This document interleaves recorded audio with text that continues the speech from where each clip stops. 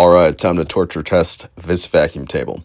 So this board actually isn't even fully over the seal.